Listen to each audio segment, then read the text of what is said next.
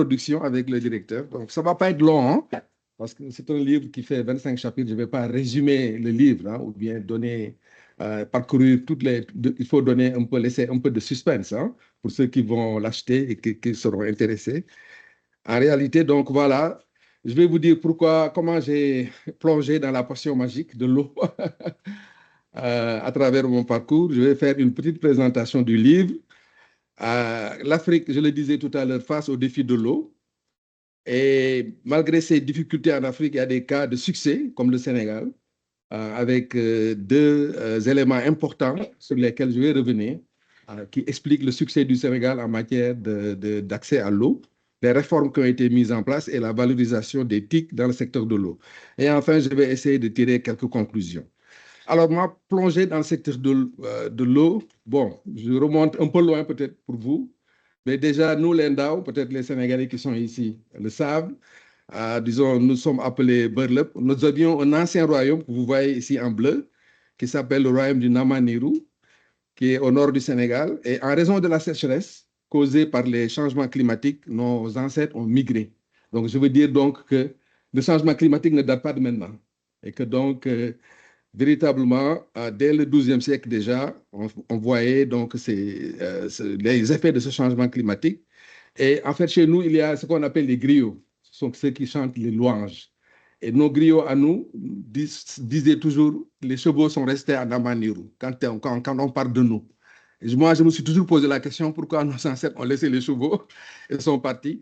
Et moi, j'ai trouvé une explication comme ça. Avec le changement climatique, ils ont abandonné les chevaux là-bas. Ils sont partis vers des terres, disons, plus favorables. Donc, c'était donc pour vous donner une idée, voilà un peu, disons, nos ancêtres comme ils étaient. Et puis, ça, il y a un puits ici. Le village de ma mère, il y a eu également un phénomène lié à l'eau aussi.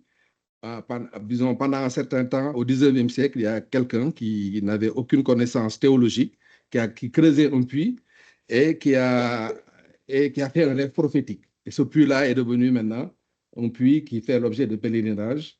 C'est le village de Ngoran, pour si vous connaissez les Sénégalais, et donc Cheikh Déthiala. Donc, pour vous dire un peu que je ne suis pas allé dans l'eau par hasard. Et dans les années 60, en fait, j'habitais la banlieue de Dakar, Pikine, hein, et l'eau était rare. Pratiquement, il n'y avait que 25% des familles qui avaient accès à l'eau par branchement, à domiciliaire. C'est très peu. Et donc, les familles se ravitaillaient en eau au niveau des bornes fontaines ou via des revendeurs d'eau.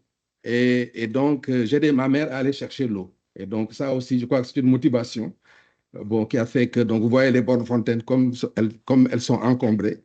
Et vous voyez le jeune Fadel qui a aidé sa mère à aller chercher l'eau à l'époque. Et donc, quand j'ai eu mon bac au lycée Blaisien, que vous voyez ici, à Dakar, j'ai eu un bac C et puis j'ai choisi de devenir ingénieur hydraulicien. Je crois que c'est aussi le hasard. Parce que, bon, la communauté européenne offrait des bourses d'étudiants. Il y avait listé un certain nombre de spécialités qui pouvaient intéresser les jeunes Sénégalais. Il y avait mine, il y avait agronomie, agriculture, il y avait hydraulique. Bon, j'ai choisi hydraulique comme ça par hasard. Peut-être aussi, j'étais conscient à l'époque que dans les années 70, le Sénégal avait traversé une grande sécheresse et certainement que donc, si je me spécialisais dans l'eau, je pourrais aider mon pays. Et donc, je suis allé dans un premier temps à Toulouse où j'ai fait donc, des études de mécanique des fluides. Puis, donc, je suis revenu à l'ENGES pour faire un cycle d'ingénieur. Et par hasard aussi, j'ai débuté mon stage professionnel au Coteau de Gascogne, à la compagnie d'aménagement des Coteaux de Gascogne qui est à Tarbes. Et par hasard, cette compagnie-là avait gagné un marché avec l'Organisation pour la mise en valeur du fleuve Sénégal pour l'aménagement hydro-agricole au long du fleuve Sénégal avec un bureau d'études sénégalais. C'est pour ça que j'ai eu la chance, une fois que j'ai terminé mes études, je suis rentré chez moi, j'ai été recruté par ce bureau d'études où j'ai fait des aménagements de périmètres agricoles, j'ai fait de l'adduction d'eau potable en milieu rural, étudié les routes collinaires. Puis j'ai été recruté par le programme des Nations Unies pour le développement de 92 à 96, où j'ai coordonné le programme. Et enfin, j'ai été conseiller du gouvernement pendant 15 ans pour coordonner les grands projets pour l'alimentation en eau de Dakar, qui à l'époque était très, très difficile. Et donc, c'est moi qui ai coordonné tous ces projets-là. Et surtout, j'ai coordonné le programme pour l'atteinte des objectifs du millénaire pour le développement. Parce qu'à l'époque, il fallait, avant 2015, atteindre un certain nombre d'objectifs fixés par les Nations Unies. Et donc, c'était un financement de l'ordre de 600 millions de dollars que j'ai géré. Ensuite, j'ai quitté donc, le Sénégal pour aller travailler avec l'Association africaine de l'eau qui regroupe 150 à 200 sociétés d'eau en Afrique en termes de coopération. Et donc, j'étais basé à Johannesburg, à la société Randwater, qui est la plus grande société d'eau en Afrique. Et j'ai travaillé là-bas à Randwater pour créer des partenariats entre les sociétés d'eau en Afrique. C'est-à-dire, on identifiait les sociétés les plus performantes en matière de gestion, en matière de capacité. Et on choisissait aussi les sociétés qui étaient les moins performantes. On essayait de créer un partenariat sud-sud entre ces sociétés-là. Et enfin, j'ai terminé ma carrière à la Banque mondiale. J'ai fait 11 ans. J'ai été d'abord au Burkina Faso, au Sénégal, disons en Égypte, au Maroc et en Côte d'Ivoire. Et dans ces pays-là, j'ai surtout mis en œuvre ce qu'on appelle la GIR, la gestion intégrée des ressources en eau.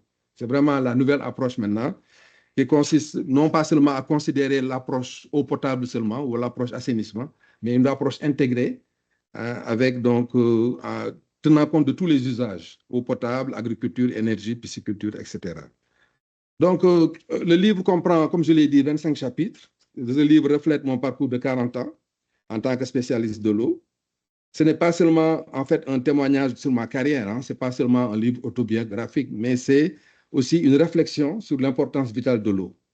Donc, j'essaie aussi, bon, pour ne pas que le livre soit trop technique, à introduire des anecdotes et des histoires des histoires inspirantes qui vous permettront, en lisant le livre, de savoir que bon, voilà, le parcours n'est pas seulement un parcours technique, mais également il y a des difficultés auxquelles on fait face quand on veut faire des projets d'eau et d'assainissement. Et ce qui m'a le plus plu, après avoir fini le livre, disons, l'Harmattan remet le livre, le manuscrit toujours à un correcteur pour voir s'il y a des fautes d'orthographe, s'il y a des fautes de syntaxe, tout ça. Et la dame qui a fait ça, après avoir fini son travail, je lui ai dit, mais vraiment, je veux un retour. Je vous lisez peut-être chaque année une dizaine de livres. Dites-moi ce que vous pensez. Est-ce que ce n'est pas trop technique? Est-ce que c'est pas... Parce que souvent, nous, les techniciens, on a tendance à avoir une approche assez technicienne. Elle m'a dit non, franchement, elle a beaucoup appris. Elle n'y connaissait rien dans les histoires d'eau.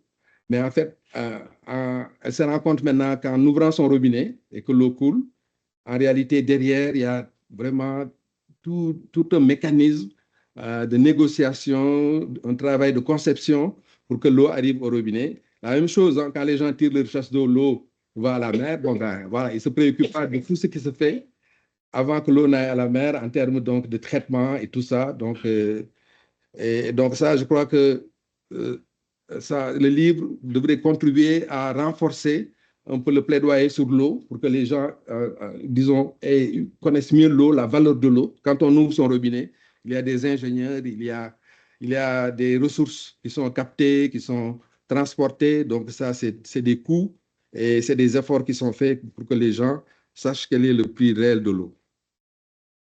Le livre aussi souligne l'importance de l'eau comme un facteur de paix. Au Sénégal, nous avons une organisation dont on est très fiers.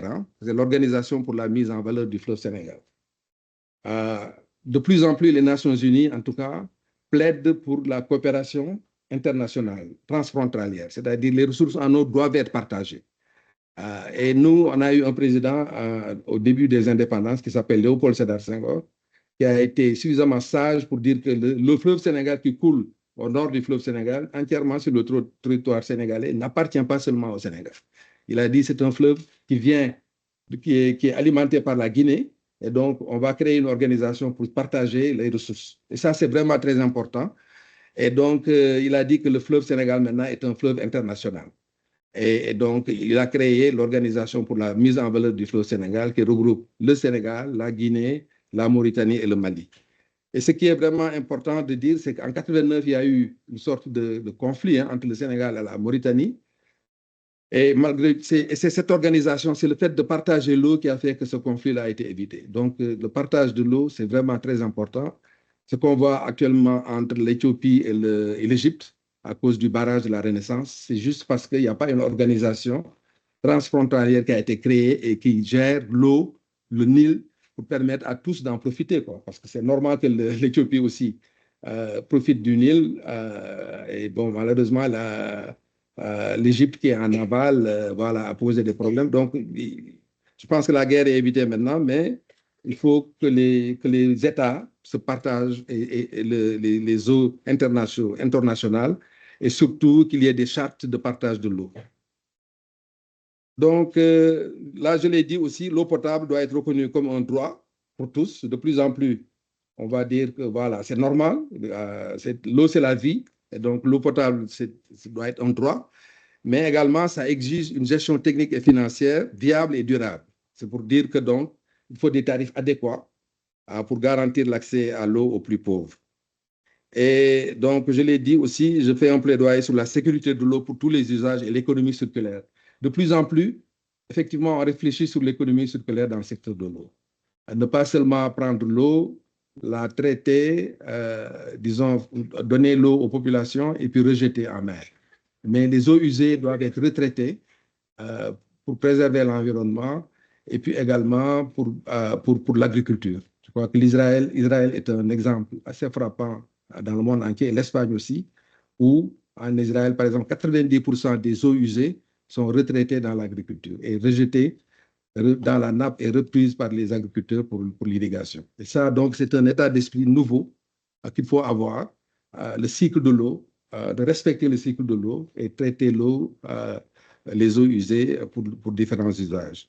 Également, au niveau de mon parcours, au niveau de l'Égypte, également, vous savez que l'Égypte a fait beaucoup d'efforts ces dernières années pour que les populations rurales disposent de l'eau potable. Donc aujourd'hui, on est à un taux d'accès à l'eau potable en Égypte de presque 100%. Mais dans le delta du Nil, où la nappe est affleurante, disons, cette augmentation de la disponibilité de l'eau au niveau des populations, parce qu'on est passé d'une consommation en eau de l'ordre de 50 à 60 litres par habitant et par jour, et tout d'un coup, avec les branchements qui ont été mis en place, on passe à 100, 150 litres par habitant et par jour. Je sais qu'en France, bon, on est autour de 500 litres, bon, mais, par habitant et par jour. Mais donc voilà, la conséquence, c'est que la nappe a remonté parce que les gens rejettent 80% de l'eau que les gens boivent est rejetée dans des latrines. Et donc, il y avait un gros problème d'assainissement. Et donc, mon travail en Égypte a été vraiment d'accompagner le gouvernement pour créer des ouvrages d'assainissement robustes pour éviter la pollution du Nil. Et aussi, l'expérience qu'on a aussi en Côte d'Ivoire comme au Sénégal avec le fleuve Falémé au Sénégal, qui est partagé entre le Sénégal et la Mauritanie, mais qui n'est pas régulé, qui se jette sur le fleuve Sénégal. Aujourd'hui, on a énormément de problèmes avec ce fleuve parce qu'il y a l'orpaillage clandestin. Donc, les populations s'adonnent donc, à extraire l'or en utilisant des métaux lourds tels que le mercure. Et donc, il y a une menace sur la pollution de la Falémé. Et aujourd'hui, grâce au plaidoyer que nous avons fait techniciens, le gouvernement a décidé d'interdire les activités minières le long de la Falémé. Voilà, donc, quels sont l'Afrique face aux défis de l'eau? Alors, d'abord, le premier élément, il y a beaucoup d'éléments, hein, mais je veux retenir seulement quelques éléments, dont le changement climatique. Les 2 tiers de la superficie de l'Afrique sont arides ou semi-arides. Bon, pratiquement, le Sahara occupe une bonne partie désertique de l'Afrique.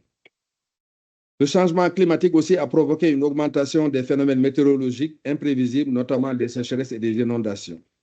On prévoit que d'ici 2030, 250 millions de personnes en Afrique vivront dans des endroits où l'eau est rare, ce qui entraînera le déplacement de millions de personnes vers d'autres endroits si rien n'est fait. J'ai parlé de mes ancêtres là, au XIIe siècle qui se sont déplacés à cause du manque d'eau, mais aussi les phénomènes migratoires qu'on connaît aujourd'hui où les gens quittent l'Afrique pour essayer d'aller en Europe au risque de leur vie en traversant le désert. C'est lié aussi au phénomène climatique, hein, au manque d'eau et au manque, parce que sans l'eau, on ne peut pas faire de l'agriculture. Et sans l'eau, voilà, les gens ne peuvent plus vivre et donc ils vont chercher à se déplacer et aller ailleurs où peut-être il y a un mirage de bien-être, comme l'Europe. En Libye, en 2023, des pluies diluviennes ont causé le débordement de plusieurs barrages et la mort de plus de 2000 personnes.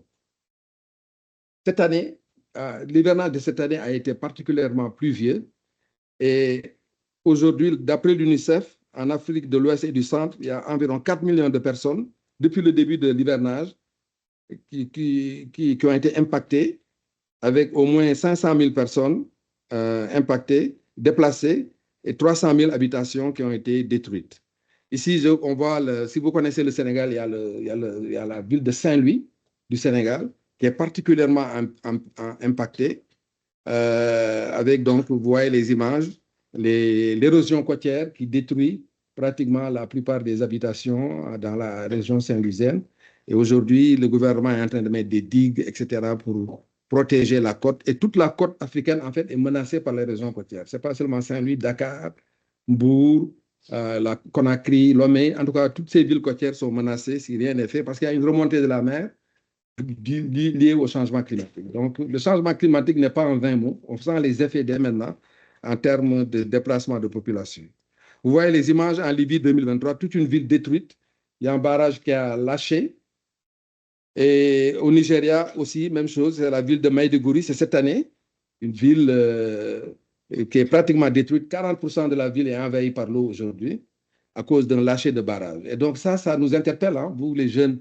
Bon, voilà, nous, quand on était à l'école, on nous a appris à dimensionner les barrages avec, donc, voilà, des hypothèses de retour de crues, etc. C'est comme ça qu'on dimensionne les ouvrages, hein, les déversoirs de crues, tout ça. Mais aujourd'hui, avec les changements climatiques, tout change, hein. Les méthodes de calcul doivent changer. Parce qu'il y avait des pluies qui étaient normales, voilà, mais maintenant, on a des pluies, disons, qu'on ne peut plus contrôler, quoi. Quand au Maroc, par exemple, dans le sud du Maroc, il pleut 200 mm comme ça en 3 jours, alors que toute l'année, on n'a même pas cette quantité-là. Voilà les conséquences, quoi. Donc, s'il y a des barrages qui ont été dimensionnés avec des déversoirs de crues ou bien des pluies de retour centennales ou quelque chose comme ça, ce n'est plus valable maintenant. Donc, il faut s'adapter dans le dimensionnement et voilà. Et voir les phénomènes de ces dernières années, au lieu d'avoir une vision sur 30 ou 40 ans derrière. Alors, le problème aussi de l'Afrique, c'est que l'Afrique, on ne maîtrise pas les ressources en eau. Ça, c'est un facteur très important. Et je donne un exemple seulement. Par exemple, si on prend les barrages, la Chine, qui est 2 fois moins importante en superficie que l'Afrique, a construit 20 000 barrages. En Afrique, il n'y a que 1300 barrages qui ont été construits. Ça veut dire qu'il y a un effort énorme à faire en Afrique pour construire des barrages, parce que ce qui explique un peu les phénomènes aussi que j'ai évoqués tout à l'heure, parce qu'il n'y a pas d'ouvrage de retenue d'eau pour vraiment, quand il y a des crues, retenir les eaux dans des barrages. Et puis, il y a un impact sur l'agriculture. Aujourd'hui, 41% des terres en Chine sont irriguées et en Afrique, il n'y a que 5%. Donc, si on veut expliquer la pauvreté de l'Afrique et les difficultés, c'est lié à ça. L'Afrique ne peut pas se nourrir parce que l'Afrique n'irrigue pas assez ses terres. Et donc, ça, c'est une conséquence un peu du manque d'aménagement, de maîtrise des ressources en eau. Alors, pour donner un exemple aussi, c'est l'Afrique centrale qui est une des régions les plus qui est dotée en ressources en eau, mais qui est une des régions les plus pauvres aussi. Parce que si vous prenez le bassin du fleuve Congo qui regroupe 7 pays, on a un potentiel hydroélectrique de 150 gigawatts. Si on exploitait ça, on pourrait, disons, satisfaire 25% des besoins énergétiques de toute l'Afrique. Mais aujourd'hui, les barrages se comptent là-bas. Et donc, il y a un effort à faire vraiment dans ces pays-là pour coopérer et faire en sorte que les 1000 milliards de mètres cubes qui se déversent dans l'océan, à partir de c'est énorme. Et quand je fais la comparaison, c'est l'équivalent de toutes les ressources en eau renouvelables en Afrique de l'Ouest. Donc, ça veut dire que dans ces pays-là, il y a un énorme effort, il y a un potentiel énorme qu'il faut exploiter et il faut une coopération entre les pays. L'accès à l'eau potable aussi est un problème. C'est le 3e problème que je voulais souligner en Afrique. Parce que le 25 septembre prochain, les Nations Unies vont célébrer la 9e année, le 9e anniversaire de l'adoption des ODD. Je ne sais pas si vous avez entendu parler. Ce sont les objectifs de développement durable. Il y a un certain nombre d'objectifs que les Nations Unies ont fixés au niveau mondial pour 2030. Et il y a l'ODD 6 qui concerne l'eau potable. Et là, à 6 ans donc, de cette échéance-là de 2030, environ encore 35% de la population en Afrique n'a pas accès à l'eau, ce qui donne une population de 400 millions de personnes. Et ce qui est le plus grave, d'après l'UNICEF, aujourd'hui, 500 enfants meurent chaque jour en Afrique à cause du manque d'eau salubre et d'un assainissement insuffisant. Ça nous interpelle tous. Et donc, c'est des chiffres que l'UNICEF a sortis et qui montrent qu'il y a un lien entre le manque d'eau et d'assainissement et la mortalité infantile. Alors, voilà les figures qui illustrent un peu la problématique de l'eau en Afrique. C'est un problème surtout de femmes et surtout de jeunes filles qui ne peuvent pas aller à l'école parce que la corvée d'eau repose sur les femmes et les filles. Et donc, vous voyez la rareté de l'eau, vous voyez cette fille qui est perplexe, ayant été envoyée pour chercher l'eau et qui n'en trouve pas. Alors, pourquoi? Donc, c'est un tableau assez sombre hein, que, que je viens de dresser là pour l'Afrique. Mais quand même, il y a des cas de succès. Hein. Bon, je ne parle pas de l'Afrique du Nord. Mais si je prends, par exemple, l'Afrique au sud du Sahara, le Sénégal est un modèle en matière d'accès à l'eau. Et donc, ce serait bien que les pays apprennent sur les modèles réussis au Sénégal. Et parce que d'après les statistiques de l'Agence nationale de la statistique et de la démographie, une agence indépendante, ce n'est pas nous, le secteur de l'eau, qui disons ça. Ils ont fait des enquêtes approfondies en 2023 et qui ont montré que 89% des ménages urbains ont l'eau au niveau ont le robinet dans leur logement, ce qui est un des objectifs de développement durable. Parce qu'avant, on parlait d'accès amélioré à l'eau, c'est-à-dire si on avait accès à un puits ou à une borne fontaine située à moins de 500 mètres, je crois, de son domicile, on avait accès à l'eau. Mais maintenant, ils ont changé les définitions. Ils disent maintenant que vraiment, disons, avec les ODD, l'eau doit être à domicile. Et vous voyez, à Dakar, on a 89% quand même des ménages qui ont accès à l'eau dans leur domicile. En milieu rural, aussi, on a fait d'énormes progrès avec 54% des ménages ruraux qui ont accès à l'eau. Et donc, au niveau national, on est autour de 70%. Et si vous comparez la moyenne en Afrique des ménages qui ont accès à l'eau à domicile, on n'est qu'à 31%. Ça veut dire que le Sénégal, quand même, a fait beaucoup d'efforts. Et ça se voit d'ailleurs dans la région de Dakar, il n'y a plus de bornes fontaines pratiquement. Avant, il y avait, je l'avais dit, hein, quand moi j'étais jeune, pratiquement plus de 80% des ménages allaient à la borne fontaine. Mais maintenant, il n'y a plus de bornes fontaines. Ça veut dire qu'il y a une amélioration nette de l'accès à l'eau par branchement. Le Sénégal, pour donner un aperçu, c'est un pays quand même qui n'est pas riche en ressources en eau, avec une pluviométrie qui varie entre 300 et 1200 mm. Mais surtout, la moyenne, c'est autour de 500 à 600 mm par an. Et en matière de ressources en eau renouvelables aussi, on est en dessous des 1700 m3 par habitant et par jour. Quand on dit ressources en eau renouvelables, on calcule toutes les ressources en eau de surface et toutes les ressources en eau au niveau des aquifères. Tout ce voilà, c'est ce qu'on appelle ressources en eau renouvelables. Et donc, on a fait des projections pour 2050. On se rend compte qu'avec l'activité économique, la croissance démographique, on va arriver en dessous de 700 m3 par habitant et par jour. Donc, il faut vraiment, quand on travaille sur l'eau, il faut avoir une vision sur le long terme pour voir un peu comment les choses évoluent. Voilà, donc le Sénégal a réussi grâce à ces réformes. Je ne veux pas rentrer dans les détails, hein. Je pense que dans la documentation, vous verrez que Dakar, la capitale, est située à plus de 200 km du fleuve Sénégal. C'est la seule ressource en eau renouvelable de surface qui existe. C'est le lac de Guiers. Et donc, voilà, toutes les eaux souterraines ont été exploitées déjà. Et à partir des années 70, avec les sécheresses, le Sénégal a commencé à aller chercher l'eau très loin. Vous voyez des adductions d'eau de 200 km. C'est énorme. Et donc, ça a nécessité beaucoup de réformes, dont l'introduction d'opérateurs privés et également de faire en sorte que qu'on réduise les pertes, parce que quand on est dans un pays où il y a des pénuries d'eau, on ne peut pas se permettre d'avoir des pertes d'eau importantes. Et en Afrique, beaucoup de sociétés d'eau, beaucoup de périmètres hein, de gestion de l'eau, on constate des pertes d'eau qui vont aller entre 30 et 40%. Voilà, donc vous voyez ce que ça coûte d'aller chercher l'eau loin. Et puis, à cause de la vétusté des réseaux, on perd l'eau 30 à 40%. En France, je crois que c'est 20% en moyenne. Bon, même ça, ce n'est pas acceptable. Et nous, au Sénégal, on s'est fixé un objectif de maximum 15% de perte, donc un rendement de réseau de 85%. Aujourd'hui, on est à 80%. Et donc, c'est des efforts à faire. Vraiment, il faut économiser l'eau. Il faut faire en sorte que les réseaux soient réhabilités, qu'il y ait moins de pertes d'eau dans les systèmes. Voilà, on a également au niveau rural réformé le système parce qu'au début, au Sénégal, on a accès à l'eau en milieu rural par des forages. Donc, ce ne sont pas des forages avec des pompes manuelles, hein. Ce sont des forages mécanisés, comme on a dit. Et donc, on a l'approche de forage multivillage, c'est-à-dire on fait un forage parce qu'on a une nappe qui est très profonde au Sénégal, la nappe du maïs trichien, qui est à 300 mètres de profondeur. Et donc, c'est la nappe qu'on peut utiliser pour les populations et pour l'agriculture. Et on a la chance aussi que cette nappe-là, dès qu'on passe la couche supérieure, la couche argileuse, dès qu'on la perce, il y a une remontée jusqu'à 30 mètres. Et donc, on peut mettre des pompes mécanisées. Et donc, là également, on a fait une réforme. On a confié la gestion de ces forages à des opérateurs privés. Et on a pu réduire ce que j'appelle la dichotomie entre le rural et l'urbain.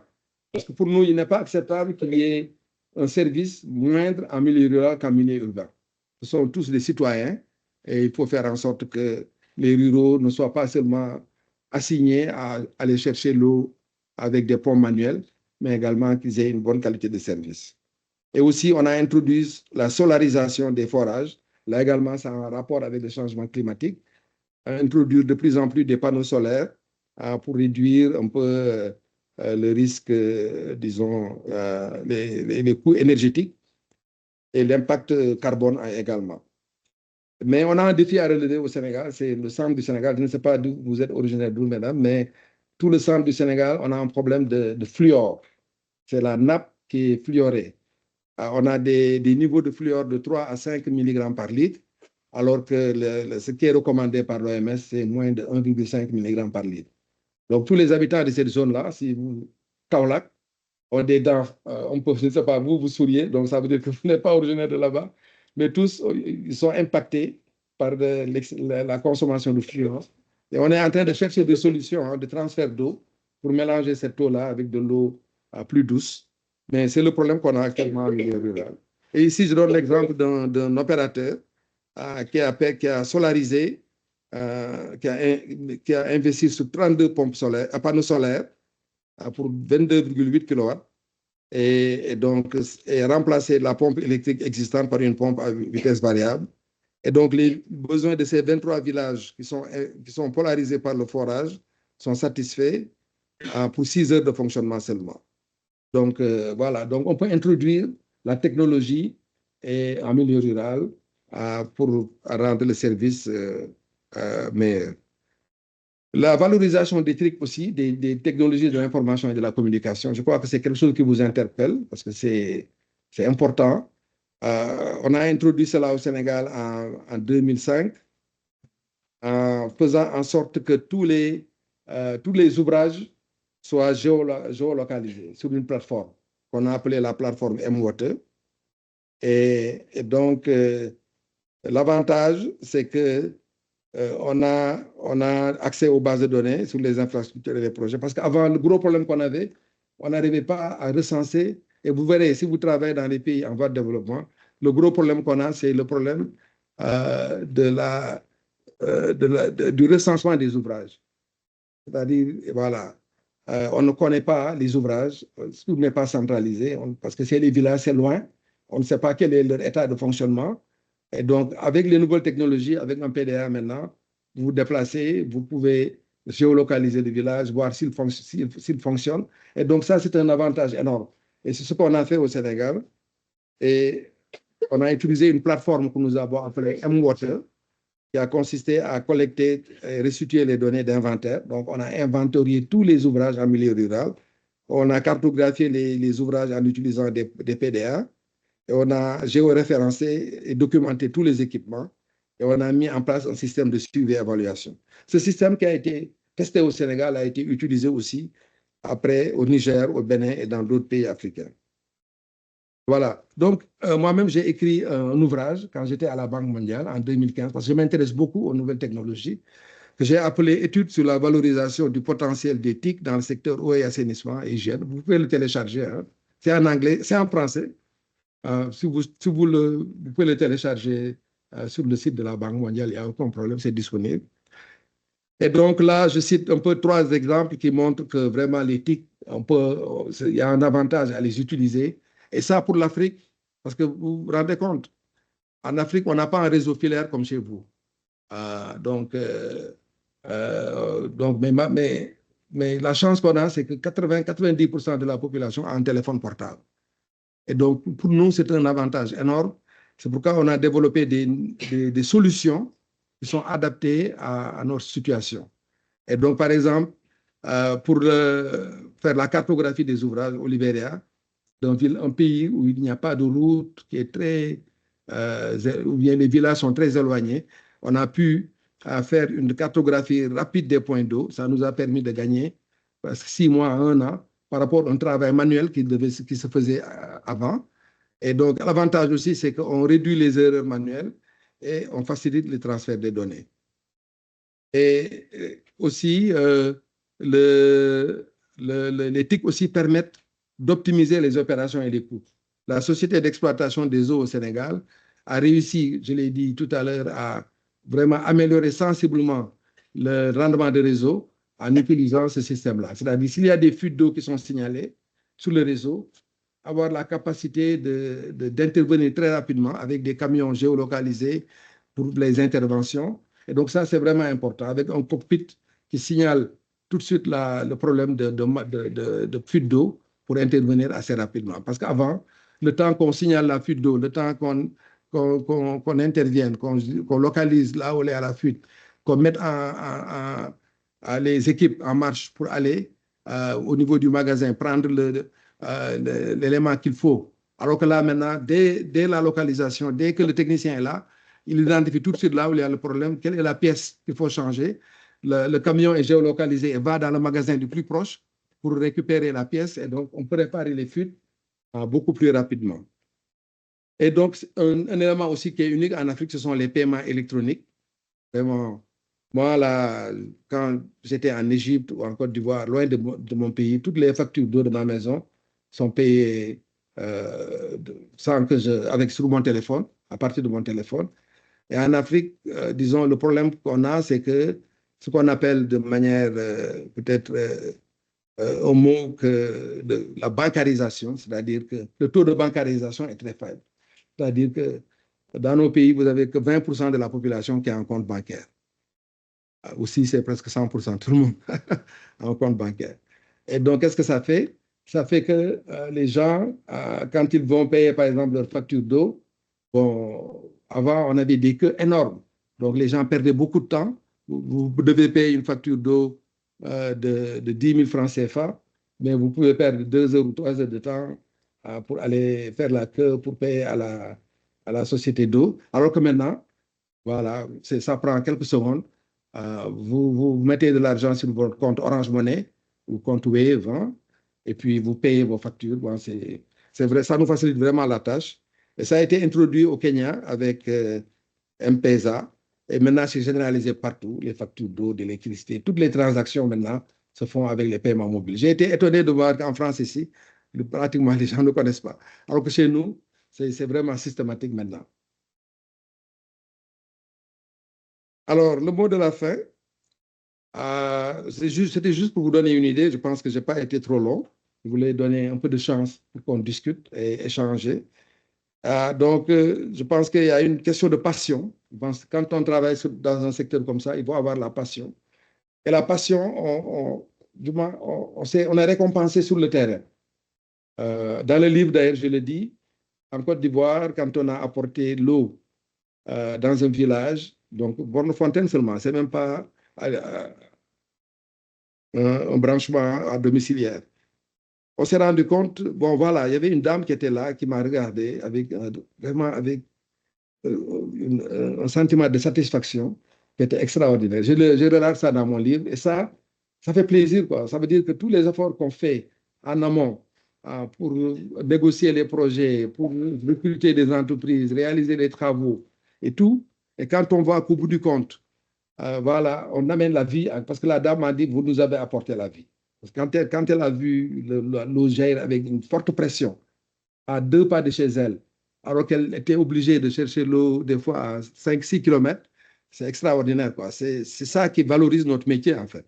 C'est le fait de se dire que, bon, voilà, on se réveille tôt, on se bat, on essaie d'apporter l'eau aux gens, Et donc, ça, c'est quand même extraordinaire. Et donc, j'ai essayé de transmettre cette passion-là dans le livre. J'espère que ce livre-là va vous inspirer aussi en tant qu'étudiant, et même les professionnels et les jeunes professionnels du secteur, que véritablement ce parcours a été un parcours dédié à l'or bleu. Il y a encore beaucoup de défis. Même chez vous, je crois qu'il y a beaucoup de défis liés au changement climatique, etc. Vous avez fait beaucoup de progrès, mais disons, la situation de l'Afrique aussi interpelle tout le monde. Et donc, voilà, si vous avez la chance de pouvoir travailler dans une organisation internationale, n'hésitez pas, parce que ça permet vraiment de toucher du doigt, disons, la problématique de l'eau. Quand on va en Afrique, quand on va en Asie, dans des pays où l'eau est rare, où l'eau de boisson est rare, où l'assainissement aussi, j'en ai pas beaucoup parlé, mais dans beaucoup de ces pays-là, les gens sont obligés d'aller aux alentours, hein, pour se soulager en quelque sorte, hein. Donc, parce que le taux d'accès à l'assainissement est très faible. Ce qu'on appelle chez nous la défécation à l'air libre, c'est-à-dire c'est des proportions énormes, quoi. Donc, ça atteint 30 à 40% de la population qui n'a pas accès à des latrines. Et donc, ça veut dire que c'est des besoins basiques que nous sommes en train de satisfaire encore en Afrique. Et donc, ça vaut vraiment le coup de participer à cet effort humanitaire, hein, à cet effort de l'humanité, pour que les gens, d'ici 2030, aient accès à l'eau et à l'assainissement dans des conditions décentes. Je vous remercie de votre attention.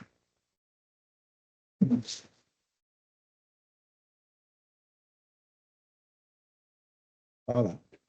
Donc, je n'ai pas voulu en faire un cours, hein, où je veux vraiment, j'espère que ça vous a intéressé et que donc là, vraiment, je suis ouvert sur ce que j'ai dit, sur ce que je n'ai pas dit. Si vous avez des interrogations, voilà, je suis ouvert à une discussion de 15 à 20 minutes. Je sais que disons, les temps sont courts. Donc voilà, c'est libre, vous êtes libre donc de prendre la parole. Où est le micro?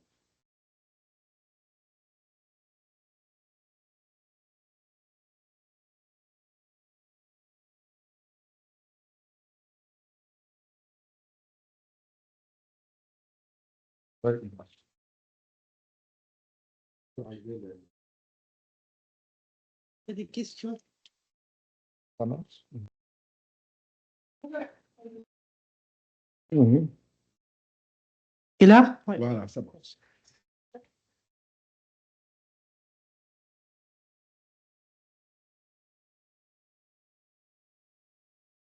Moi, j'avais une question. Vous avez dit que vous avez travaillé justement avec des organismes internationaux. C'est quoi les gros défis liés à ces organismes? Parce que justement, il y a plein d'acteurs concernés. Oui, oui, je réponds au fur et à mesure. Je pense que c'est... Voilà. Donc, les organismes bon, tels que la Banque mondiale, bon, quand on travaille avec disons, quand on entend la Banque mondiale comme ça, on est un peu effrayé, quoi, parce qu'on se dit, ah, c'est ça, c'est quoi? Bon, en fait, c'est un organisme qui est là pour le développement. En fait, n'ayant travaillé là-bas, vraiment, je pense que bon, mes appréhensions ont été réduites, parce qu'effectivement, là-bas, on est obligé de travailler en interdisciplinarité. Je crois que ça, c'est très important aussi. On n'est pas dans... On est des ingénieurs, vous serez des ingénieurs dans le secteur de l'eau, mais il faut apprendre aussi à travailler avec les autres disciplines. Et c'est ça que les organismes internationaux apportent plus. C'est-à-dire que vous êtes obligé de travailler avec des juristes, des environnementalistes, des spécialistes de passation des marchés. Voilà. Et donc, c'est ce que ça apporte. C'est-à-dire que vous n'êtes pas seul, même si vous êtes le chef de projet parce que vous travaillez sur un projet d'eau, mais si vous n'avez pas l'accord du spécialiste en passation des marchés, vous n'allez pas avancer. Si vous n'avez pas l'accord du spécialiste en environnement, parce que c'est des équipes pluridisciplinaires, et donc vous devez avoir la capacité justement de faire travailler tous les autres collègues ensemble, de reconnaître leur spécialité et de faire en sorte que vous travaillez en synergie, quoi. Ce qui n'est pas le cas souvent. Donc, c'est ce qu'il faut apprendre, ce qu'on apprend en travaillant dans ces organisations internationales. Merci de votre question. Bonsoir. Moi, c'est Ruth Feugap, ingénieure de l'environnement, présentement master spécialisé en jet. Vous avez parlé du fait que par rapport au dimensionnement, Si on Je vais prendre la- relie ça aux différentes problématiques climatiques qu'on a, on doit revoir les données de dimensionnement. Oui. Par exemple, pour les canaux primaires, généralement, on pense à des périodes de retour de 10 ans et tout. Mais si on commence à dimensionner les ouvrages par rapport aux pluies décennales ou centennales, centennales, par exemple, ou cinquantenaires, est-ce qu'on n'est pas plutôt en train de favoriser ou encourager le processus du changement climatique? Je soulève ceci pour, dans ce cas, suggérer, comme vous l'avez mentionné, l'approche de l'économie circulaire dans le secteur de l'eau en considérant des nouvelles technologies, un peu comme les solutions basées sur la nature. C'est-à-dire, tu peux continuer à dimensionner, dans certains cas, peut-être des canaux décennales de 25 ans pour des périodes de retour de 25 ans en utilisant des approches grises pour essayer plutôt de réduire la quantité d'eau qui va en aval et tout. Donc ça, c'est plus une contribution. Tout à fait. Et vous avez aussi mentionné le fait qu'au niveau du Sénégal, il y a un problème de la quantité de flore qu'on retrouve au centre du pays. Bon, ça tombe un peu bien parce que pendant mon master, j'ai effectivement travaillé sur la question pour le développement d'un filtre à base des eaux broyées de bœuf pour effectivement réduire la quantité de flore qu'on retrouvait dans les eaux du nord du Cameroun. Ça allait à 7 mg par litre. Donc, je travaille avec un chercheur et parce que la norme du World Health Organization, c'est une norme générale, mais qui ne dépend pas des conditions climatiques adaptées aux pays différents. Notamment, on a pu conclure dans ce cas, pour cette zone spécifique du Cameroun, que la norme devrait être à 0,7 pour les conditions spécifiques. Et présentement, les recherches sont toujours en cours, mais présentement, on a pu déjà avoir des combinaisons en termes de quantité et la qualité des eaux qu'on doit retrouver dans ce filtre-là. Et on a pu réduire le fluor à ce niveau-là. Donc, si jamais vous vous intéressez à ça, il y a déjà des solutions dans ce sens-là. Et présentement, on est en train de continuer pour déterminer les temps de saturation, en fait, pour rendre ce filtre à l'échelle un peu plus globale. Voilà, merci. Excellent. Excellent. Je pense que c'est une contribution. Hein. Bon, sur la première question, je crois que vous avez parfaitement raison. Hein. Bon, c'est quelque chose de global. Hein. Il ne faut pas voir seulement effectivement le dimensionnement en termes donc d'augmentation un peu des volumes des débits à transiter, mais également il faut voir si on ne peut pas en amont réduire la charge qui vient sur le canal, au niveau de la conduite en ayant des solutions, par exemple, de bassins d'orage temporaires ou bien des solutions également voilà, basées sur la nature, etc., etc. Donc voilà. Mais malgré tout, l'idée que je voulais dire seulement, c'est qu'il faut qu'on change de paradigme, quoi.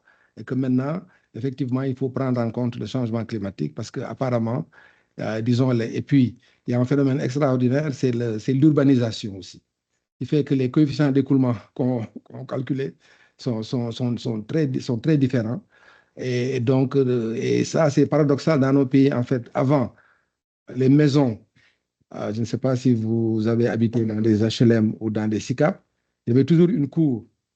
Et donc, les toitures étaient faites de telle sorte que l'eau soit récupérée au niveau des domiciles. C'est ça qui se passait avant. Il y avait toujours une cour avec un jardin. Et donc, l'eau venait naturellement là-bas. Il y avait un tampon avant que ça n'aille dans les réseaux. Mais maintenant, avec les gens ont tout imperméabilisé. Il n'y a plus de jardin intérieur. Vous le savez, hein? Et donc, ça crée des problèmes donc, également. Et voilà. Donc, mais je pense que vous avez parfaitement raison. Il faut prendre ça de façon globale. Et puis, sur le fluor, bon, voilà.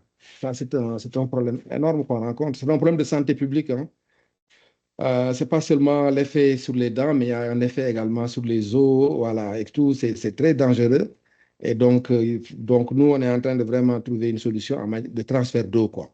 Parce que les coûts de défluorisation, on a fait une usine à Tchadja, je ne sais pas si vous connaissez, mais les coûts sont énormes, quoi.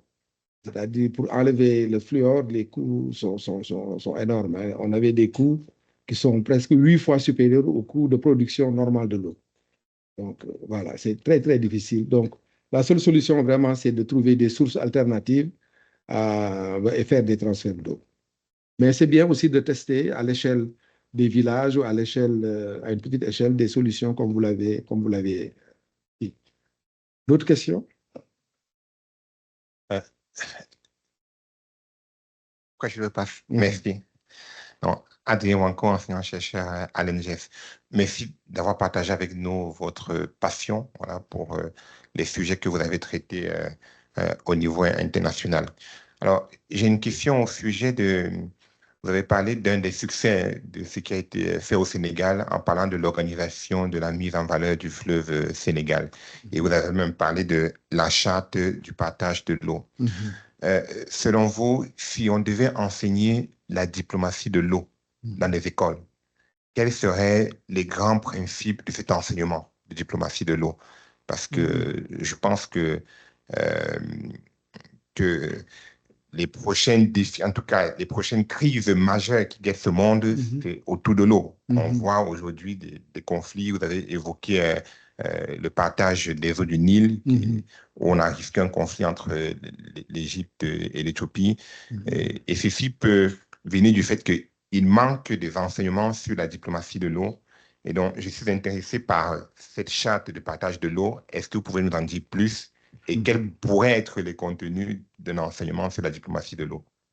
C'est ça. Je pense que le principe de base, c'est de dire que, bon, voilà, pratiquement dans le monde entier, il y a des exemples qui montrent que, bon, les bassins, disons, en Afrique, par exemple, on a tracé comme ça au crayon, dans une conférence de Berlin, les frontières entre les pays, mais ce n'est pas les frontières hydrologiques. Donc, voilà, c'est la première chose, je crois que c'est ça. Montrer que pour que, en fait, ces pays puissent se développer, ça passe par la coopération. C'est indispensable. Et donc, donner aussi des exemples qui fonctionnent, qui marchent. Je crois que dans un cours comme ça, je pense qu'on ne peut pas ne pas donner l'exemple, par exemple, de l'OMVS au Sénégal, en Mauritanie, en Guinée et au Mali. C'est un exemple qui marche parce qu'effectivement, on voit qu'en partageant l'eau, tout le monde y gagne. C'est gagnant-gagnant. Donc, aujourd'hui, le Sénégal tire pratiquement, Dakar tire pratiquement 60% de ses ressources en eau au niveau du lac de Guiers, du fleuve Sénégal. Donc, parce que le lac de Guiers est alimenté par le fleuve Sénégal. Si on n'avait pas réalisé les barrages structurants, on n'aurait pas pu avoir ça. Donc, la première des choses, c'est que c'est une solution gagnant-gagnant. La Nouakchott n'aurait jamais pu avoir de l'eau s'il n'y avait pas le projet Aptout et Sahel qui a pris l'eau du fleuve Sénégal pour alimenter Nouakchott. Donc, voilà. Donc, si on compare par les pays qui vraiment coopèrent, on voit que les pays qui réussissent le plus en matière d'accès à l'eau, de maîtrise de l'eau, ce sont les pays qui ont accepté de coopérer. Et d'ailleurs aussi, mettre ça en rapport aussi avec les aspects de gestion intégrée des ressources en eau. C'est-à-dire que cette coopération aussi permet de réduire les pollutions, permet aussi de faire de la navigabilité, permet aussi de produire de l'énergie. Aujourd'hui, disons, les barrages qui ont été réalisés sont des ouvrages communs au niveau de Manantali et la production donc hydroélectrique est partagée parce qu'aujourd'hui, il y a une prise de l'énergie au Mali, en Guinée, mais grâce à ces barrages-là, disons, cette crise-là est en partie résorbée. Si ces barrages n'existaient pas, et ces barrages ne peuvent exister que si les pays coopèrent. Voilà. Donc, je crois que c'est ça, quoi. Se fonder, et la charte de l'eau, c'est ça. C'est-à-dire, c'est une répartition de l'eau entre les pays et c'est une répartition aussi des ressources énergétiques produites au niveau des barrages dans une charte que les pays partagent. Ce n'est pas facile, ça n'a pas été facile parce que ça a pris beaucoup de temps pour que cette charte de l'eau puisse être signée. Donc, ça a été fait seulement il y a 10 ou 15 ans. Et donc, ça veut dire qu'il faut avoir cet état d'esprit de partage de l'eau. Et l'hydrodiplomatie, dans le livre d'ailleurs, je commence par une histoire au niveau de 2 villages. Ce n'est pas seulement au niveau des États, c'est même au niveau des villages. Là, je ne veux pas entrer dans les détails, mais le livre commence par une histoire de forage entre deux villages au Sénégal. Quand j'ai débuté ma carrière, nous sommes allés dans un village, nous voulions leur donner un forage. Nous avons commencé à implanter le forage au niveau de ce village, mais on s'est rendu compte qu'il y avait un village à côté qui pouvait également recevoir l'eau du forage. Parce qu'avec le système multivillage dont on parle, puisque l'eau est, disons, tirer la ressource, c'est très cher. Donc, on fait un forage au niveau d'un village, on fait un château d'eau de 20 mètres cubes, et puis tous les villages, dans un rayon de 20 à 10 km, sont alimentés par un réseau à partir du château d'eau. C'est comme ça le système qu'on met en place au Sénégal. Mais quand on est allé au niveau du village voisin, situé à 6 ou 7 km, ils ont dit niet, eux, ils ont aussi besoin de leur propre forage, qui n'acceptent pas de boire l'eau du forage, parce que c'est des histoires ancestrales, hein, qu'il y a des rivalités entre les villages. Mais on a fait preuve de diplomatie aussi pour que les villages acceptent de coopérer. Mais aucun des villages ne voulant que voilà, le forage se trouve dans l'autre, on a mis le forage au milieu, carrément. Dans une zone où personne n'habitait, on a mis un château d'eau, on a tiré des conduites de part et d'autre, et puis depuis lors, on a amené la paix dans le village. Donc ça aussi, c'est des histoires à raconter qui montrent que la diplomatie, c'est très important et que vraiment, quand on fait notre métier, on ne s'attend pas à ces situations-là. Mais c'est pourquoi votre question aussi était importante, hein. Dans l'équipe, il y avait un sociologue qui nous a permis de comprendre quelles sont véritablement les problématiques internes au niveau de ces villages-là. Quand on a compris cela, on a dit, ah bon, maintenant, on peut trouver une solution en utilisant le forage comme facteur de paix.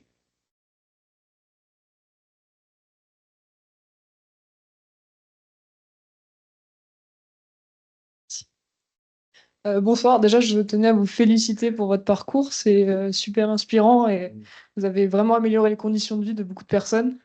Et vous avez un peu répondu à ma question, mais pour compléter, est-ce que vous qui avez eu la chance de travailler un peu à l'international au niveau notamment de l'Afrique, est-ce que vous avez rencontré beaucoup de soucis au niveau du partage de l'eau entre les pays? Est-ce qu'il y a, parce que je connais pas du tout, même trop peu la condition en Afrique, mais est-ce qu'il y a des pays qui sont vraiment très réticents sur ces questions-là, où vraiment il y a vraiment un effort qui est fait pour aller vers le bon partage des eaux là-dessus?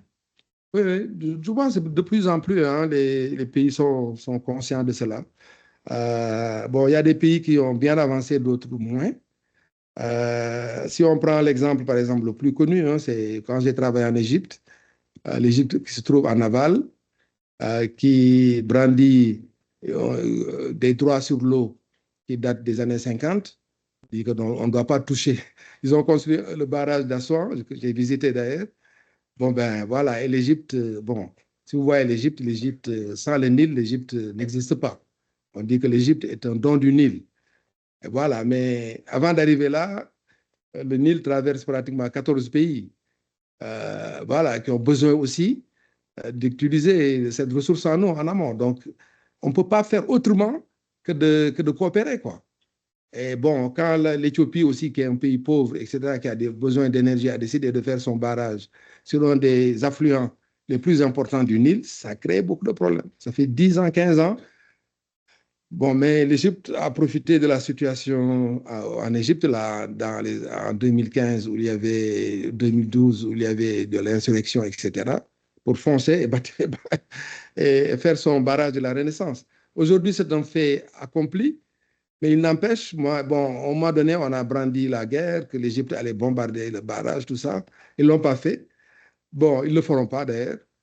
Mais il faut que malgré tout, que ces pays-là coopèrent. Parce qu'on peut comprendre aussi la situation de l'Égypte. Le président de l'Égypte a dit que le Nil, c'est un problème de vie, quoi, pour l'Égypte. Donc, il faut que l'Égypte pense à diversifier ses ressources en eau, ne compte pas seulement sur le Nil. Donc, ils sont en train de construire beaucoup de stations de dessalement de l'eau de mer. Ils sont en train aussi de faire beaucoup d'efforts pour ne pas gaspiller l'eau, parce qu'ils avaient, le Nil était comme ça, comme un don de Dieu. Et donc, l'irrigation se faisait avec des pertes énormes. Maintenant, ils sont en train de faire des efforts aussi pour économiser l'eau. Et donc, bon, dans le futur, malgré tout, il faut une charte de gestion de l'eau. Si ça ne se fait pas, Tant qu'on est en période humide, il n'y a pas de problème. Le barrage se remplit, il n'y a pas de souci. Mais quand il y aura 5 ou 6 années de sécheresse consécutive, donc voilà, il faut des négociations pour que l'Éthiopie accepte de lâcher l'eau quoi, en période de sécheresse. Parce que sinon, le Soudan et l'Égypte vont souffrir. Donc voilà ces genres de négociations. Et les organisations internationales jouent un rôle important dans ça, pour amener les pays à discuter, échanger. Et donc, nous, dans notre travail, on prend toujours vraiment l'exemple de l'Organisation pour la mise en valeur du fleuve Sénégal. Voilà. Et une question là-bas. Oui. Qui a été. Oui, ah oui, parfait, il n'y a pas de souci. De l'NGS. Voilà, je le fais. Et puis Et vous le donnerez à M. Banco. Oui, Banco, je le fais. Merci. Pour les heures, Les deux. pour le premier, c'est pour Monsieur Villers. le deuxième, c'est C'est pour l'NGS. pour l'NG. Voilà, Merci parfait. beaucoup. Merci beaucoup. Hein. Je vous enverrai les photos. Hein? Voilà. Merci beaucoup. Merci beaucoup. Bonsoir monsieur, je Bonsoir. suis Juan Calita, étudiant en mobilité qui vient d'Argentine.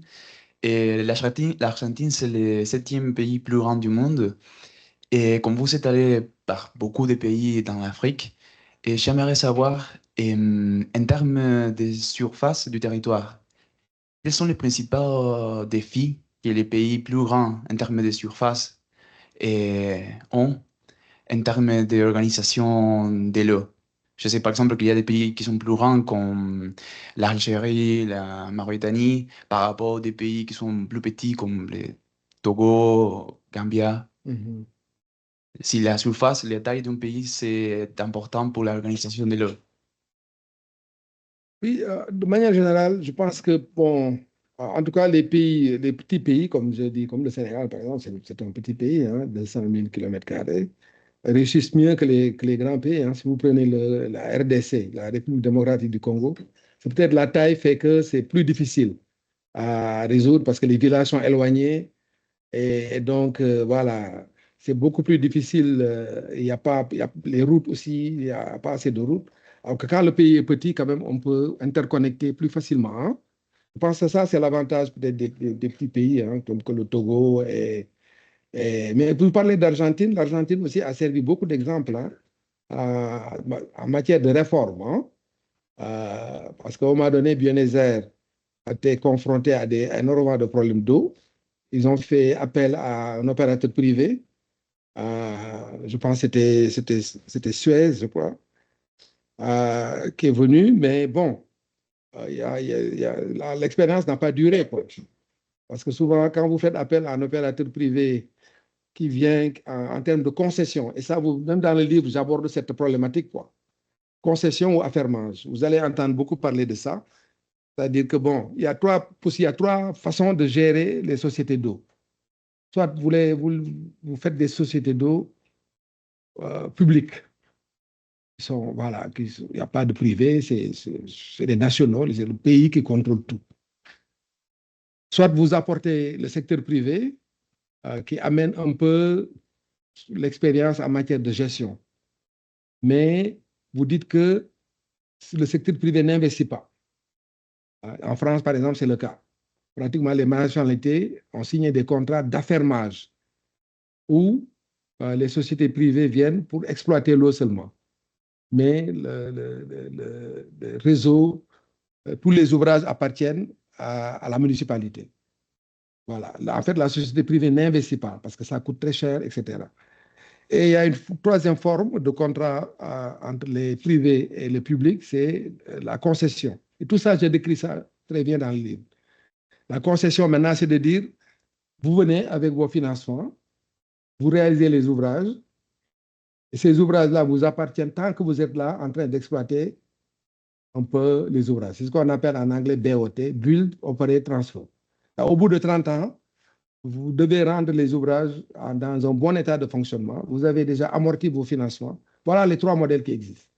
Et à l'époque, en Argentine, ils avaient choisi le troisième modèle. Mais ça n'a pas marché parce que vous voyez une entreprise française qui vient s'installer à Buenos Aires et qui récupère l'argent parce que pour se faire rembourser sa dette et ses charges d'exploitation, disons, l'entreprise est obligée de compter sur les tarifs. À l'époque, donc, on m'a donné, quand ils ont investi donc, en euros ou en francs français, à l'époque, je ne sais plus, bon, c'est des devises. On m'a donné, le peso a été fortement dévalué. Et donc, ça crée un problème. Donc, parce qu'avec les pesos qu'ils récupèrent au niveau des consommateurs, disons, la société française ne pouvait plus rembourser ses dettes. Et donc, la société a demandé l'augmentation des tarifs, le gouvernement n'a pas voulu. Et donc, voilà, la municipalité de Buenos Aires, en quelque sorte. Et donc, c'est pourquoi nous, on est très réticents. Vous allez entendre parler dans votre carrière de tout ça. Moi, en tout cas, je suis très réticent sur les contrats de concession. L'eau est un secteur très sensible. On ne peut pas privatiser complètement l'eau. Voilà. Si vous mettez des capitaux privés, ça coûte très cher. Et les tarifs ne peuvent pas vraiment, que vous collectez, ne peuvent pas rembourser cette dette-là. Donc, il faut faire un bon compromis. Soit vous avez une société publique, mais les sociétés publiques, le problème, c'est qu'elles ne sont pas autonomes. Elles n'ont pas une capacité, disons, l'autonomie de gestion. Parce que, comme je l'ai dit tout à l'heure, quand on ouvre son robinet, il y a quand même des ingénieurs qui travaillent, qui doivent être bien payés. Il y a des intrants, voilà, qu'il faut mettre. Il y a, s'il y a des eaux de surface, il faut mettre des produits chimiques, etc., pour rendre l'eau potable. Donc, tout ça, ça coûte de l'argent. Et l'argent, il faut récupérer ça quelque part. Mais quand c'est une société publique, souvent les tarifs ne sont pas élevés, donc le gouvernement doit subventionner. Et donc, bon, moi, je ne suis pas très favorable à ça. Maintenant, il y a ce système mixte qu'on appelle affermage, qui est appliqué en France et qui est appliqué aussi dans beaucoup de pays francophones, où on dit on fait appel au secteur privé, mais dans les opérations seulement, qui apporte l'innovation en quelque sorte, mais qui n'apporte pas un financement, voilà, qui est payé sur la base seulement pour couvrir les charges d'exploitation et de maintenance. Par contre, le service de la dette, tout ça, c'est l'État, ou en tout cas une société de patrimoine créée par l'État qui gère ça. Si vous voyez le cas du Sénégal, vous avez la SONES, vous avez CENO. Voilà, SONES, c'est la société de patrimoine. C'est la SONES, société publique, qui va emprunter de l'argent, qui va investir. Par contre, la CENO, aujourd'hui, dont le capital est détenu par Suez, gère l'eau en milieu urbain. Voilà un peu comment ça se fait. Oui, c'est bon. Bonsoir, monsieur. Bonsoir. Moi, c'est Thierno Idrissa Diarra. Je suis sénégalais et je suis vraiment fier aujourd'hui de vous voir présenter ce parcours. Voilà. Donc, moi, j'avais juste certaines questions à vous poser. Comme vous avez dit, en fait, le Sénégal, c'est un modèle dans le domaine de l'eau, mais on voit toujours, en fait, il y a ce problème qui persiste. Donc, quand on parle dans certaines régions au niveau du Sénégal, comme si je prends le cas de Kédougou, même à Tambacounda, là où je viens, il y a toujours ce problème. Maintenant, je voulais savoir quelles sont les solutions que vous pouvez proposer actuellement à ce gouvernement pour qu'on puisse, en fait, balayer à ces situations. Parce que on le dit souvent, au Sénégal, c'est un pays où l'océan a soif, c'est-à-dire qu'on perd beaucoup d'eau pluviale. Donc, si on part au niveau, en fait, du barrage de Diamant, par exemple, chaque année, on a des lâchers qui peuvent atteindre de 11 milliards de mètres cubes d'eau. Donc, comme vous avez fait aussi 11 ans, si je ne me trompe pas, au Sénégal, bon, vous avez travaillé dans beaucoup de directions. Donc, j'aimerais avoir votre point de vue par rapport à ça. Aussi, vous avez travaillé aussi sur les périmètres irrigués. J'ai vu ça au niveau des aménagements des périmètres irrigués. Donc, toujours au Sénégal, on a vu qu'en fait, ce pourcentage l'agriculture irriguée, en fait, représente que 8%. 8%, c'est quelque chose qui est très, très faible. Donc, on ne peut pas baser, en fait, notre production agricole juste en saison des pluies. Donc, c'est des rendements faibles et on sait que quand on part dans certains pays, on n'a pas aussi certaines technicités qui nous permettent d'améliorer cette production.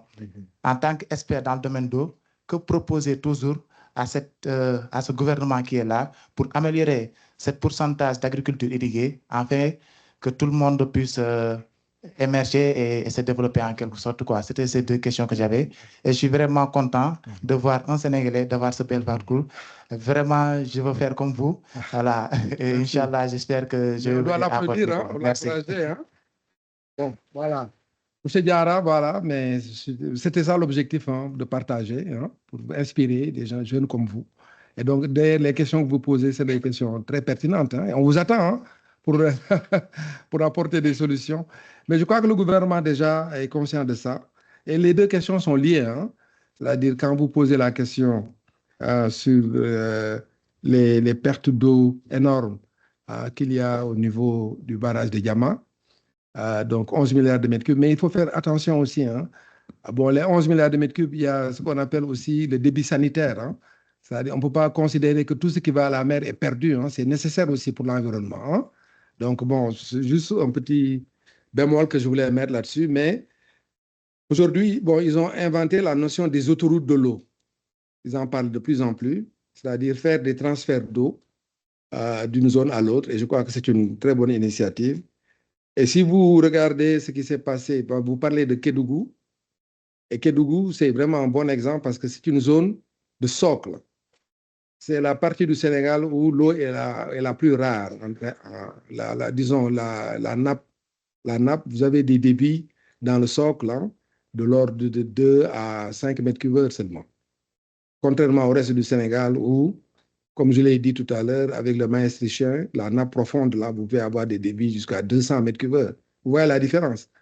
Et donc, Kédougou, pendant un certain temps, dépendait un peu des ressources en eau souterraines. Et donc, c'était nettement insuffisant. Et ce que la SONES a trouvé comme solution, c'est de faire un transfert d'eau de 60 km à partir d'un lac qui existait là-bas, alimenté par le fleuve Gambie.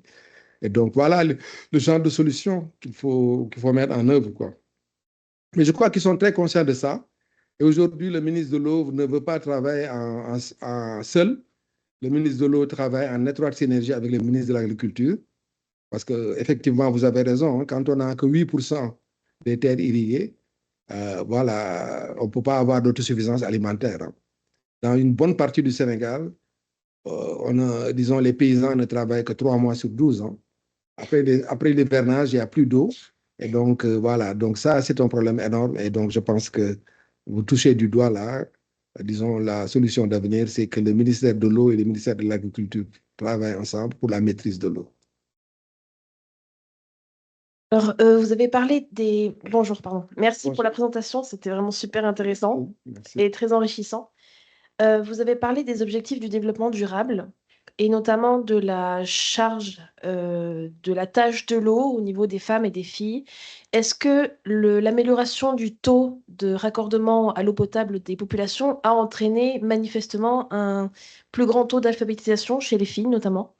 C'était une question. Oui, tout à fait. Il y a une corrélation nette, hein. Non seulement cela, ça a été prouvé, le taux de scolarisation des filles a nettement augmenté au Sénégal, hein, à cause, je pense, en grande partie de l'accès à l'eau à domicile. En même temps aussi, on a une réduction forte de la mortalité infantile. Parce que, bon, les enfants de 0 à 5 ans, il y avait une forte mortalité. Donc, ça a baissé d'une manière forte, hein. Et donc, je crois que intuitivement, on peut le comprendre, hein. Dit que cette mortalité infantile est liée en grande partie à l'absence d'eau salubre, quoi. Et donc, 80% de ces maladies-là, c'est des maladies liées à l'eau. Et donc, effectivement, le fait d'avoir vraiment amélioré non seulement l'accès à l'eau par branchement, mais le fait d'avoir aussi amélioré la qualité de l'eau, ça a un impact énorme, non seulement donc sur, disons, l'alphabétisation des filles, parce qu'on a vraiment actuellement, je pense que même les filles sont plus nombreuses à l'école primaire que les garçons, hein, ce qui est remarquable. Je pense que vous pouvez confirmer, hein.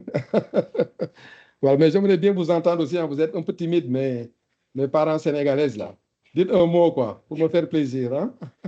Avec l'accent Wolof, là. Allez, dites quelque chose. Vous faites quoi? Ok. Bonjour. Bonjour. Donc, moi, c'est Ndeye Fatou. Déjà, merci pour votre présentation. Ça nous a vraiment inspiré et c'est bien beau de voir un ancien sorti de cette école venir faire un retour sur ses expériences. Donc, peut-être juste vous demander si vous pouvez faire une petite contribution. Dans les 24 heures qui viennent de sortir, on a vu qu'une ville à Touba a été particulièrement touchée par les inondations. Donc, c'est un problème qui est récurrent au Sénégal. Chaque période hivernale, on a ces problèmes d'inondation. Donc, je ne sais pas si vous pouvez toucher quelques mots sur c'est quoi le vrai problème au Sénégal, pourquoi on a tout le temps ces problèmes d'inondation de manière générale. Merci. Merci beaucoup, Ndeye Fatou. Oui, j'aborde un sujet, un chapitre spécial sur les inondations dans le livre. Parce que, bon, le problème qu'on connaît, ce n'est pas un problème. On ne peut pas parler même. En fait, c'est des inondations, mais surtout un défaut d'urbanisation. Vraiment, il faut que les autorités comprennent que disons, l'eau retrouve toujours son chemin. Et que donc, si on laisse les gens s'installer dans des zones d'eau, dans des zones non édificantes, on ne pourra pas régler le problème avec. Sinon, ça va coûter excessivement cher. Ça va coûter excessivement cher. À Kermassar, c'est la même chose. Bon, on ne peut pas mettre des canaux partout. Et donc, la solution, c'est des solutions politiquement difficiles à mettre en œuvre. Mais on a laissé les gens simples. Parce que, bon, au Sénégal, on a connu, je le disais tout à l'heure, une période de 20 ans ou 30 ans de sécheresse entre les années 70 et les années 2000. Et donc, des zones qui étaient des zones humides se sont asséchées et les populations se sont installées. Maintenant, à partir des années 2000, il y a eu un retour des pluies, surtout des phénomènes extrêmes de pluie. Et donc voilà, on ne peut pas mettre des canaux dans des zones comme ça. Nous, c'est ce qu'on dit toujours, quoi.